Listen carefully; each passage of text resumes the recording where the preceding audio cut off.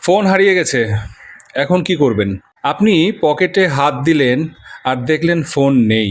Bag খুললেন, phone নেই। চারিদিকে তাকালেন, ফোন নেই।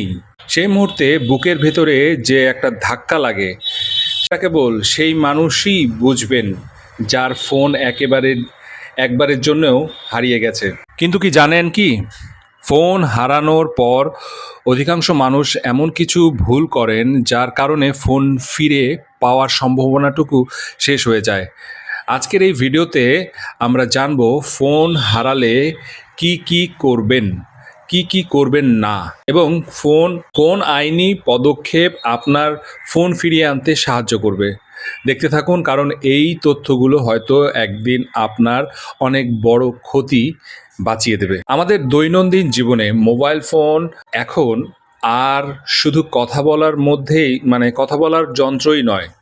এর ভেতর থেকে আমরা আর ছবি, আপনার পরিবারের ছবি, গুরুত্বপূর্ণ কাগজপত্র, বিকাশ, নগদ, rocket, banking app, Facebook, email, WhatsApp, এই সব কিছু একটা ফোনের মাঝেই থাকে। একটা ফোন মানে আপনার পুরো ডিজিটাল পরিচয়। তাই ফোন হারানো মানে শুধু একটা ডিভাইস হারানো নয়। এটা এটা আপনার ব্যক্তিগত তথ্য আর আর্থিক নিরাপত্তার উপর সরাসরি একটা আঘাত। সবচেয়ে বড় ভুল যা মানুষ করে থাকেন, ফোন হারানোর পর মানুষ সাধারণত কি করেন? বারবার নিজের নম্বরে কল দেন, কয়েকদিন অপেক্ষা করেন, ভাবেন হয়তো কেউ ফিরিয়ে দেবে। এটাই সবচেয়ে বড় ভুল। ফোন হারানোর পর প্রথম কয়েক ঘন্টা সবচেয়ে গুরুত্বপূর্ণ।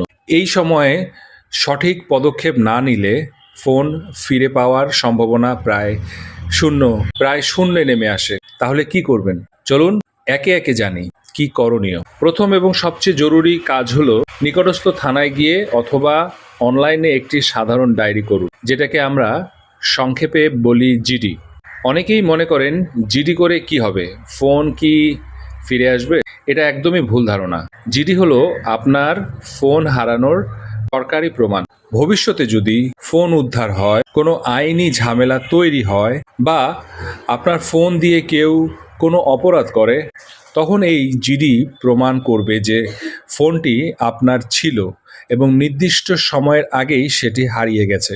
জিডি ছাড়া আইনি সুরক্ষা অনেকটাই দুর্বল হয়ে পড়ে। এবার পদক্ষেপ নাম্বার 2, বিটিআরসিতে অভিযোগ করুন।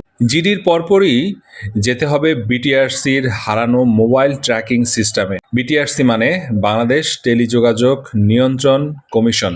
তাদের কাছে আপনার ফোনের আইএমইআই নম্বর দিয়ে অভিযোগ করতে হবে। যদি কেউ আপনার হারানো ফোনে নতুন সিম ব্যবহার করে, তাহলে সেই ফোনটি শনাক্ত করার সুযোগ তৈরি হয়। এখন প্রশ্ন, আইএমইআই নম্বর কোথায় পাবেন? ফোনের বক্সে লেখা থাকে, ফোন কেনার রিসিটেও থাকে। এছাড়া আগে থেকেই নিজের ফোনের আইএমইআই নম্বরটুকুও টুকে রাখুন এখনই। এটা একটা ছোট্ট সতর্কতা, কিন্তু অনেক বড় কাজের। এবার আসি পদক্ষেপ নাম্বার 3, সিম বন্ধ করুন। তৃতীয় কাজ, এবং এটা একদম জরুরি, আপনার সিম কার্ডটি যত দ্রুত সম্ভব বন্ধ করুন। কেন? কারণ আপনার ফোনে যে বিকাশ অ্যাপ আছে, যে নগদ আছে, যে ব্যাংকিং অ্যাপ আছে, সেগুলো আপনার সিম নম্বরের সাথে যুক্ত। ফোন যদি কোনো অসাধু লোকের বা মানুষের হাতে যায়, সিম বন্ধ না করেন, মিনিটের মধ্যে আপনার অ্যাকাউন্ট থেকে টাকা গায়েব হয়ে যাবে। অপারেটর কাস্টমার কেয়ারে ফোন করুন অথবা সরাসরি অপারেটর সিস্টেম বা অপারেটর অফিসে যান। সিম বন্ধ করতে আপনার এনআইডি নম্বরটা লাগবে। এই একটা পদক্ষেপ আপনাকে বড় আর্থিক ক্ষতি থেকে বাঁচিয়ে দেবে। এবার আসি পদক্ষেপ নাম্বার 3, ফাইন্ড মাই ডিভাইস ব্যবহার করুন। যারা অ্যান্ড্রয়েড ফোন ব্যবহার করেন, তারা যে কোনো ব্রাউজারে গিয়ে সার্চ করুন ফাইন্ড মাই ডিভাইস এবং আপনার গুগল অ্যাকাউন্টে লগ ইন করুন। যারা আইফোন ব্যবহার করেন, তারা ফাইন্ড মাই আইফোন ব্যবহার করতে পারবেন। এই সেবাগুলো দিয়ে আপনি ফোনের বর্তমান অবস্থা দেখতে পারবেন, ফোনটি লক করে দিতে পারেন এবং প্রয়োজনে দূর থেকেই ফোনের সব তথ্য মুছে দিতে পারবেন। কিন্তু এই সুবিধা পেতে হলে একটা শর্ত আছে।